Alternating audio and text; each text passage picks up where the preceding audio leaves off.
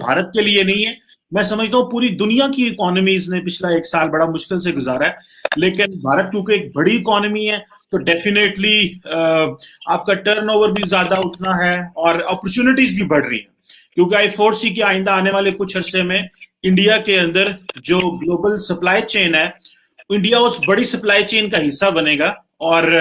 जो दुनिया की डिपेंडेंस थी चाइना के ऊपर, अब वो थोड़ा इंडिया पे भी, इंडिया को एज ए मार्केट तो वो मान ही रहे हैं, लेकिन वो एज ए प्रोडक्शन हब भी लेना चाह रहे हैं, और आपका अपना एक प्रोग्राम भी है मेक इन इंडिया और बाकी इस तरह। चले, we wish you best of the luck for. लेकिन कल साहब, क्योंकि आप एक फौजी हैं, वो कहते हैं वंस अ फौजी ऑलवेज अ फौजी, तो डेफिनेटली उस सेंस में मैं ज्यादा आपसे बात करना चाह रहा हूँ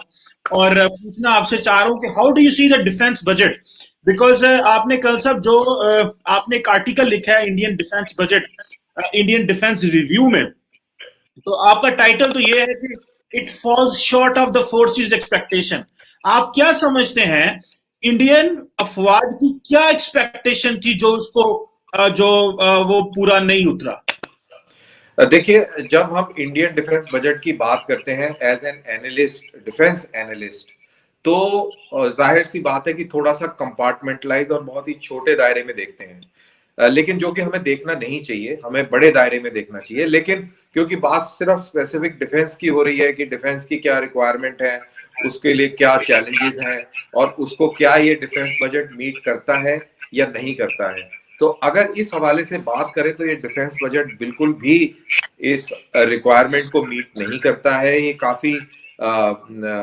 एक्सपेक्टेशन के काफी बिलो द एक्सपेक्टेशंस है, क्योंकि देखिए, जब से ये चाइना वाला मसला शुरू हुआ है तब से हिंदुस्तान में टू फ्रंट वॉर की बातें चल रही हैं। पाकिस्तान के साथ में हमारी वैसे ही रिवायतन दुश्मनी है, चाइना के साथ में अलग है। दोनों, चाइना और पाकिस्तान ऑल वेदर फ्रेंड्स हैं, स्ट्रेटेजिक पार्टनर्स हैं, उनकी फौजों में बहुत अच्छी तालमेल है। पाकिस्तान इक्विपमेंट भी चाइना से खरीदता है, और आप ही के साथ एक बार प्रोग्राम भी किया था कि आपकी जो फजाइया है और जो चाइना की जो एयरफोर्स है, इनके बीच में एक एक्सरसाइज भी हुई थी सिंध के अंदर JF-17 को लेकर। तो एक बहुत अच्छा पाकिस्तान का और चाइना का कोऑपरेशन है, और हमारे यहाँ पे बात होने लग गई थी कि अगर चाइना के साथ लड़ाई होती है तो टू फ्रंट वॉर का सामना हमें करना पड़ सकता है, क्योंकि अगर चाइना से लड़ाई होती है तो क्योंकि पाकिस्तान फिर ऑल वेदर फ्रेंड है चाइना का, तो वो भी अपना जो हिसाब किताब है वो कश्मीर के अंदर सीधा करने की कोशिश कर सकता है। तो उस हवाले से उम्मीदें थी कि डिफेंस बजट में इजाफा होगा, और defence budget Indian defence budget जो है वो 3 हिस्सों में है बेसिकली। एक हमारा होता है डिफेंस एस्टीमेट, जिसको आमतौर पे हम डिफेंस बजट मोटा मोटी मानते हैं, और फिर इसके अंदर एक पेंशन बजट होता है और एक मिनिस्ट्री ऑफ डिफेंस का सिविल पार्ट होता है। इन तीनों को जोड़कर एक डिफेंस बजट बनता है, जिसके जो फिगर हैं, जो हम बात कर रहे थे कि 4,78,195 करोड़ का जो बजट है। तो लेकिन जो इसमें जो काम का जो बजट है वो डिफेंस एस्टिमेट्स के अंदर भी कैपिटल जो बजट होता है, जिससे कि फोर्स का मॉडर्नाइजेशन होता है, फोर्स की बढ़ोतरी होती है। अगर सिर्फ उतनी बात करें, क्योंकि एक्सपेक्टेशन सिर्फ वहीं पर थी, जहां तक पे एंड अलाउंसेस, राशन पानी का सवाल है, वो तो मिल ही रहा है, ठीक ठाक मिल रहा है, उसमें कोई एक्सपेक्टेशन नहीं है, उसमें कोई इजाफे की कोई बात नहीं कर रहा है। लेकिन एक्सपेक्टेशन थी कि जो इक्विपमेंट प्रोफाइल है वो इम्प्रूव हो। हमारे जो वाइस चीफ थे 2018 में, शरद चांद, उन्होंने एक प्रेजेंटेशन दी थी पार्लियामेंट्री कमेटी को, स्टैंडिंग कमेटी को, और उन्होंने बोला था कि 70% जो हमारा जो इक्विपमेंट है वो ऑब्सोलीट होने वाला है, और हमें बहुत सख्त जरूरत है ज्यादा पैसे की, जिससे कि हम ये ऑब्सोलीट इक्विपमेंट को दोबारा से नया कर सके, ताजा कर सके, नए हथियार और नए इक्विपमेंट खरीद सके। तो उसको देखते हुए, शरद चांद की जो रिपोर्ट थी उसको देखते हुए, और ये चाइना के चलते ये टू फ्रंट वॉर की जो बातें जो हो रही हैं, इन दोनों को अगर मिला के देखा जाए तो ये जो हमारा डिफेंस बजट है ये बहुत बहुत कम मैं मानता हूं, बहुत इसको लो लेवल पे मानता हूं। और अगर इसको रियल टाइम में अगर इसको कैलकुलेट करा जाए तो तकरीबन कैपिटल आउटले अगर रिवाइज एस्टीमेट से बात करी जाए, रिवाइज एस्टीमेट हमारे आपके व्यूअर्स को समझाने के लिए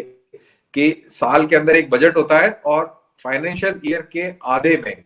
एक बार रिव्यू करा जाता है कि यार हमारा खर्चा कितना हो गया, कितना नहीं हो गया, हमें क्या जरूरत है, मिड कोर्स करेक्शन जिसको बोलते हैं, रिवाइज एस्टीमेट होता है। तो रिवाइज एस्टीमेट से अगर हम कैलकुलेशन करते हैं अभी के जो बजट एस्टीमेट्स हैं तो ओनली 0.4% इंक्रीज हुआ है, ओनली 0.4%। वो बात और है कि राजनाथ सिंह ने भी कल ट्वीट किया कि भाई बहुत ही जबरदस्त जो है इजाफा हो गया है कैपिटल आउटले में, और तकरीबन 18% का, अगर मेरे को याद हो शायद उन्होंने यही कहा था कि हाँ 19% उन्होंने कहा था, सॉरी मेरे को फिगर्स में रेफर करना पड़ता, 19% का इजाफा हुआ है। लेकिन 19% का इजाफा budget estimate to budget estimate हुआ है, लेकिन जो बीच में आपने जो मिड कोर्स करेक्शन किया है उसके लिहाज से देखें तो सिर्फ 0.4% इजाफा हुआ है। और ये हम कैसे मान लें कि अभी इसके बाद हमारी रिक्वायरमेंट और नहीं है, हमने सारी रिक्वायरमेंट को सेट कर लिया है और हमने जो जो करने वाला है काम वो हमने कर लिया है। तो ये मेरे को मैं नहीं मानता हूं कि ऐसा हो गया है। और लेकिन फिर वही बात है कि आप या तो आप डिफेंस पे बहुत सारा पैसा खर्च कर दें तो बाकी जो शोबे हैं वो निगलेक्ट हो जाते हैं, और अगर बाकी शोबे निगलेक्ट होते हैं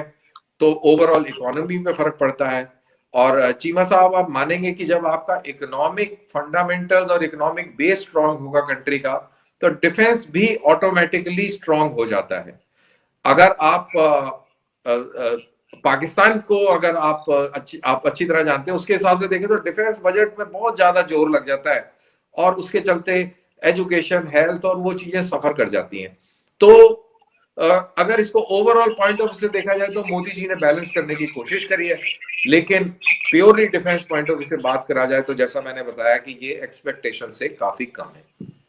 लेकिन कल सर जो मैं सवाल करना चाहता हूं वो ये है, और मैं देख रहा था इंडिया टुडे को और बाकी जो अखबारें हैं वहां भी से भी देख रहा था, वो कह रहे हैं जी कि गन्स ओवर बटर।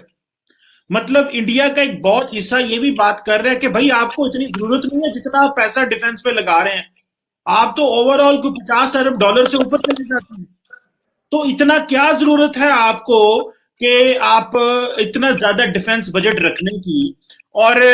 अगर गांधी साहब के फलसफे पे चले तो वो तो आपको कभी ना कहते कि इस तरह करो। तो इतना डिफेंस बजट, ये गन्स ओवर बटर वाली बात किस हद तक सही है? गांधी साहब को मेरा नमस्कार है, बहुत ही